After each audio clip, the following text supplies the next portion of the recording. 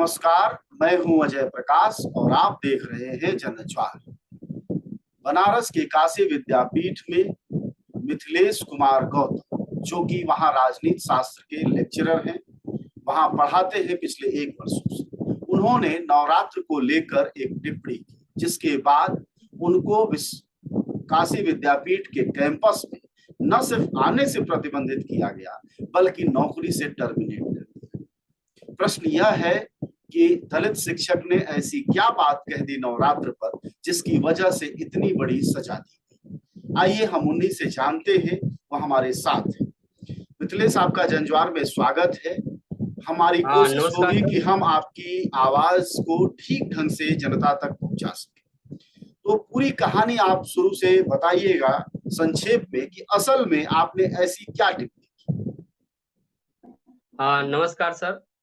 जैसा कि आपने मेरा नाम डॉक्टर मिथिलेश कुमार गौतम है सर। विगत 1 वर्षों से सर मैं पॉलिटिकल साइंस पढ़ाता हूँ।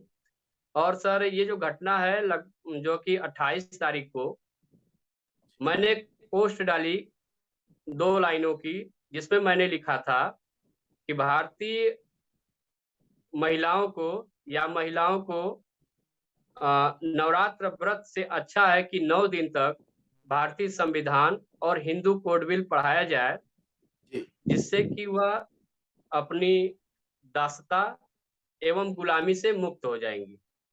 यही मेरा पोस्ट था सर। अब इस पोस्ट को सर कुछ तथाकथित उस मानसिकता वाले बच्चों ने देखा। बच्चे ही हैं सर वो। उन बच्चों ने देखा और अपने ब्लॉग पे मेरा पोस्ट रख रख कर गाली गलौज करना स्टार्ट किया सर। और यह सिलसिला लगातार बढ़ता चला गया। कुछ ने मेरे पर भी कमेंट्स किए गलत तरीके से, गाली गलौज तरीके से, गलत हिंदू धर्म को भड़काने के संदर्भ में ऐसे कुछ बात उन्होंने कहा, जिसका मैंने कोई भी रिप्लाई नहीं दिया। किसी प्रकार का मैंने अभी तक कोई रिप्लाई नहीं दिया है। फिर उसी में से एक लड़का है गणेश राय, जिसने जो कि फिर बोला कि सुबह 10 बजे कैंपस आइए। और 10 बजे कैंपस जब पहुंचते हैं तो मेरे 2 लाइन टिप्पणी की जगह पे एक महिषासुर का किसी बुक का एक पेज निकाला जाता है, जिसमें महिषासुर को राजा दिखाया गया है।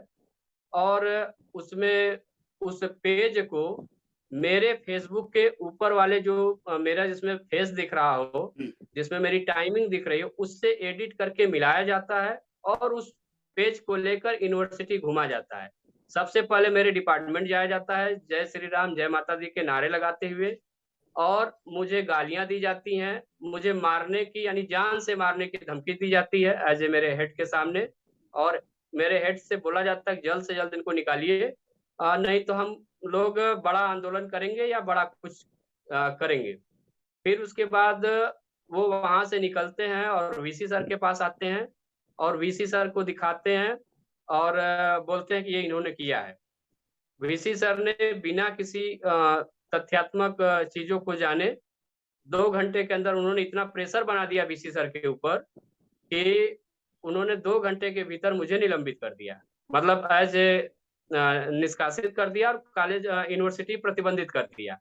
और उस पंपलेट को वो काफी विद्यार्थियों के बीच में बांटे, जो कि एडिट पोस्ट है सर। उसमें मेरा कहीं से भी किसी प्रकार का कोई रोल नहीं है कि मैं उसको जानता भी हूँ कि नहीं जानता 28 हूँ। को मिथिलेश जी आपने पोस्ट लिखी और जी आपको जी। नौकरी से टर्मिनेट कर दिया गया, कैंपस में प्रतिबंधित कर दिया गया 2 दिन के भीतर, यानी कल। 1 दिन के भीतर, 1 दिन, एक दिन के 28 को मैंने भीतर। लिखा है। हाँ। 29 को मुझे ये सब 29 को सारी घटनाएं हो जाती हैं मात्र 2 से 3 घंटे में। यह जब आप पोस्ट लिख रहे थे कि औरतों को हिंदू कोड बिल या भारतीय संविधान पढ़ना चाहिए नवरात्र में देवी जी की जगह पर, तो आपकी मंशा क्या थी? कहना क्या सर चाहते थे? मेरी मेरी मंशा सर ये थी, जहाँ तक मैंने जो संविधान पढ़ा है और समझा है और जो सामाजिक स्तर को देख रहा हूँ, मुझे कहीं न कहीं लगता है कि समाज में अभी भी महिलाओं को सेकेंडरी का दर्जा दिया गया है। पुरुष को जो कि प्राइमरी का दर्जा दिया गया है। मुझे लगता है कहीं न कहीं दोनों की समान भागीदारी होनी चाहिए। चाहे वो किसी भी पर्पस से हो, किसी भी जगह हो, यानी सब लोग को समानता के तहत देखा जाना चाहिए, न कि स्त्रियों को, महिलाओं को एक वस्तु के रूप में, जो कि सदियों से उन्हें देखा चला आ रहा है, उसको देखते चले आ रहे हैं।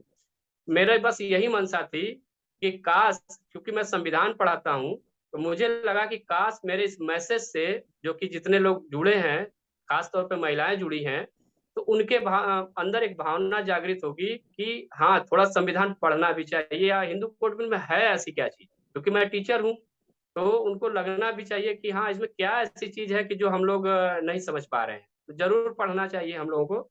मेरी यही भावना थी कि अगर वो पढ़ेंगी तो अपने अधिकार को जानेंगी। चूंकि आप सब देख ही रहे हैं कि चारों तरफ वर्तमान में क्या स्थिति चल रही है, और मेरी कोई गलत मंशा उस पोस्ट में नहीं थी। जब छात्र आपके सामने आए 28 को लेकर और आपको बुलाया, और जब आप कैंपस में पहुंचे और उसके को लेकर जब आपको गालियां दी गई, जान से मारने की धमकी दी गई, आपके हेड ऑफ डिपार्टमेंट के सामने यह हुआ, वीसी के सामने बच्चे गए, छात्र गए, और वहां भी हुड़दंग की, इस पूरी प्रक्रिया में विश्वविद्यालय प्रशासन का क्या रोल था, और खासकर तब जब आप एक दलित शिक्षक? मुझे लगता है कि विश्वविद्यालय प्रशासन जो है, खास तौर पे जो पदाधिकारी हैं जिनको के सुरक्षा व्यवस्था की जिम्मेदारी दी गई है, मुझे नहीं लगता वो मूक बधिर होकर देख रहे थे कि इस पे कोई एक्शन लिया जा सके, क्योंकि ये वही छात्र हैं जो कि पिछले समय में प्रोफेसर सुशील गौतम को मारे भी हैं। मतलब बकायदे 2 साल पहले उनको बकायदे मारा गया है कैंपस में, 2 साल पहले। और अभी पिछले साल अभी प्रोफेसर के एस जायसवाल सर को, ये दोनों लोग बड़े पद पे हैं इस समय, हेड एंड डीन के पद पे हैं।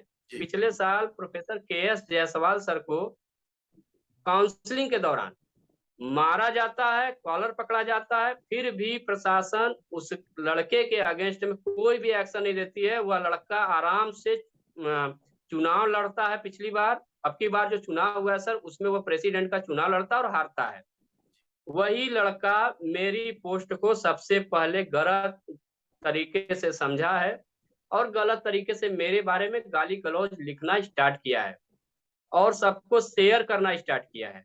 उस लड़के का नाम है गणेश राय, जो कि कभी मुझे मेरा ही पैर छूकर कभी मुझसे जो कि विनती करता था कि सर ऐसे है वैसे है, इस तरीके की बातें वो करता था। तो मैं उसको सलाह भी देता था कि बाबू पढ़िए लिखिए आप, जो कि ये सब तरीके ठीक नहीं है।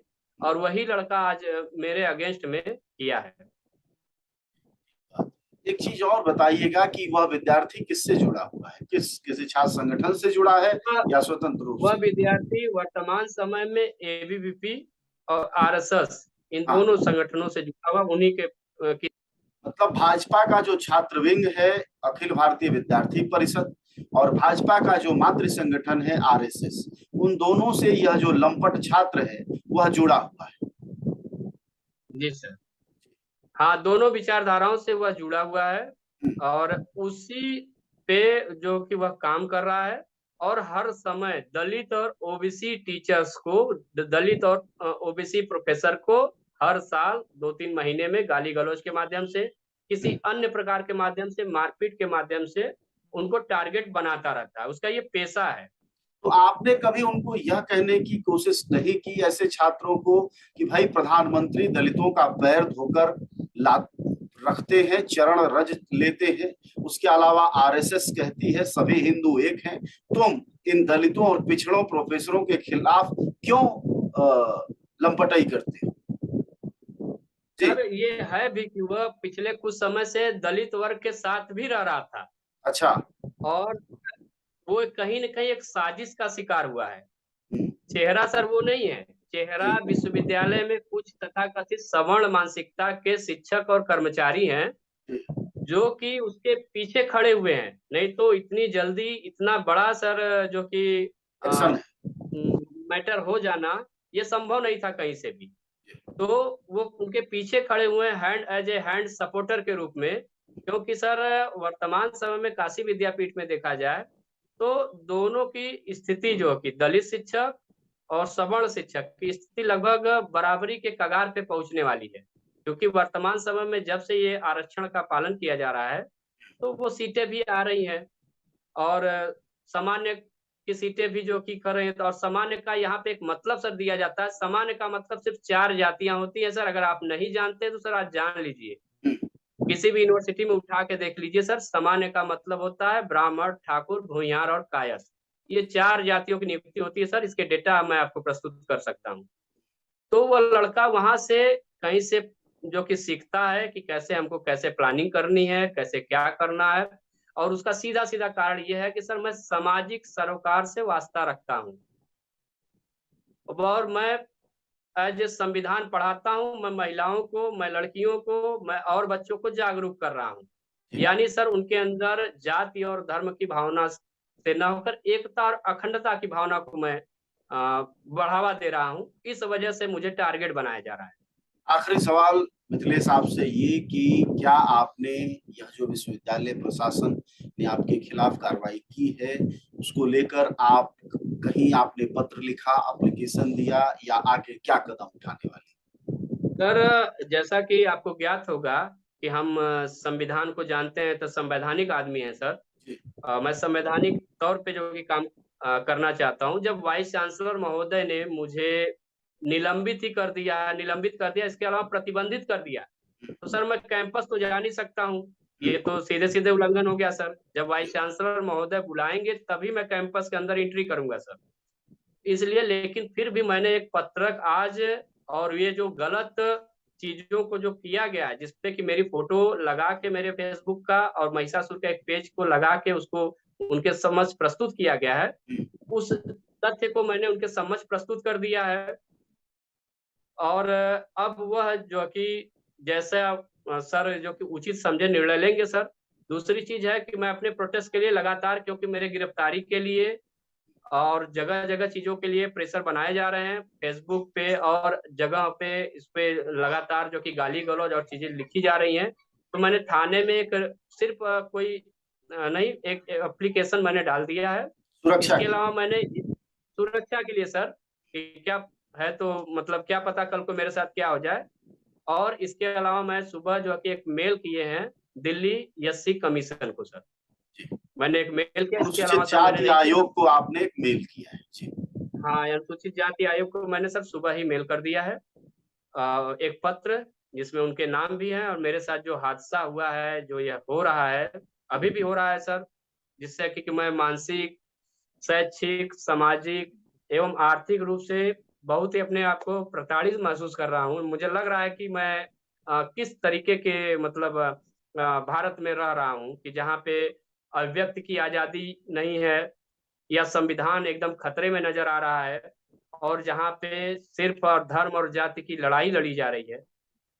ये सब जो की, जबकि वहां पे एक लड़के को उसी दौरान सिर्फ उसने, वो सिर्फ एक मुस्लिम लड़का था, एज ए चीफ प्रॉक्टर के सामने उस दौरान जब ये भीड़ जा रही थी 8-10 बच्चों की, तो एक लड़का मुस्लिम कलमुद्दीन है, उसके सर को मार के फोड़ दिया जाता है सर। और अभी तक कार्रवाई सर नहीं हुई। उन्हीं लड़कों ने सिर्फ यह बोला जाता है तुम जय श्री राम के नारे लगाओ, तो वो अपना निकल रहा था, क्योंकि वो पीजी 4 सेमेस्टर का स्टूडेंट है सर, और वहीं पे उसका सर मार के फोड़ दिया जाता है सर। अभी तक कोई कार्रवाई विश्वविद्यालय प्रशासन की इन लड़कों पे नहीं हो पाई है। कि लड़कों पे विश्वविद्यालय प्रशासन उन पर प्रतिबंध लगाना चाहिए, उनको नहीं आने देना चाहिए। और इस तरीके से जो राग द्वेष फैला रहे हैं, उनको वास्तविकता तो ये उनको उस 4 दीवारी से बाहर करना चाहिए। तभी हम एक एकता और अखंडता में जो कि हम लोग बध पाएंगे, क्योंकि ये सब लड़के धर्म और जाति की राजनीति करते हैं और उसी से जो कि वास्ता रख रहे हैं सर। अब कमलुद्दीन का यह गुनाह था कि उसने जय श्री राम के नारे काशी विद्यापीठ श्री राम विश्वविद्यालय में और तब नहीं माता जी के लगाए नारे जब ये छात्र आपके खिलाफ नारे लगाते हुए जा रहे थे सर। बिल्कुल सर, बिल्कुल आप सही है सर, मैं आपकी बात से सहमत हूँ। ये जब जा रहे थे तो कलामुद्दीन रास्ते में मिल गया इनको, और जय श्री राम जय माता दी के नारे के लिए उससे बोला गया। अब वो फिर जाने लगा जब, तो उसको पकड़ के उसके सर को फोड़ दिया जाता है सर। ठीक ये है उसी आपका दिन की बात घटना है सर, जी। उसी दिन की घटना है जिस दिन ये जो कि मेरे खिलाफ ये जो उसकी चीजें चल रही थी कैंपस में। जी सर। बातचीत के लिए शुक्रिया मिथिलेश आपका। हमारे साथ बातचीत कर रहे थे मिथिलेश कुमार गौतम, जो कि काशी विद्यापीठ में राजनीति शास्त्र के टीचर हैं। उन्होंने एक पोस्ट लिखी, जैसा कि उन्होंने खुद ही बताया कि पोस्ट में क्या लिखा और पोस्ट लिखने के बाद किस तरह से छात्रों का एक हुजूम जो कि अखिल भारतीय विद्यार्थी परिषद के साथ जुड़ा हुआ है, उसने गलत ढंग से उनके पोस्ट के ऊपर एक पोस्ट लगाई और विश्वविद्यालय में नारे लगाए। नारे लगाने के बाद गाली गलौज किया, इनको जान से मारने की धमकी दी जैसा कि कहना है। और इन्होंने बताया कि कमलुद्दीन नाम का एक युवा जिसे जय श्री राम के नारे लगाने के लिए मजबूर किया गया, उसने नहीं लगाया तो इसका सिर फूंक दिया गया। लेकिन कार्रवाई किसके खिलाफ हुई? मिथिलेश कुमार गौतम के खिलाफ। ये न्याय है, न्याय की प्रक्रिया है। खैर, मिथिलेश कुमार गौतम मांग करते हैं कि भारत संविधान से चले, लेकिन आंखों के सामने जो हो रहा है उससे नहीं लगता कि संविधान कहीं आसपास खड़ा है। ऐसे में सोचना होगा हमें कि क्या शिक्षक अपनी अभिव्यक्ति बंद कर दें, विवेकशील लोग अपनी तार्किक बातें करना बंद कर दें, और सबसे बड़ा सवाल यह कि क्या स्त्री सशक्तिकरण के इन प्रश्नों को लोग कूड़े में डाल दें और रामायण और रामचरितमानस के केवल पाठ करें। क्या यही विश्व गुरु बनने का टोना और टोटका है?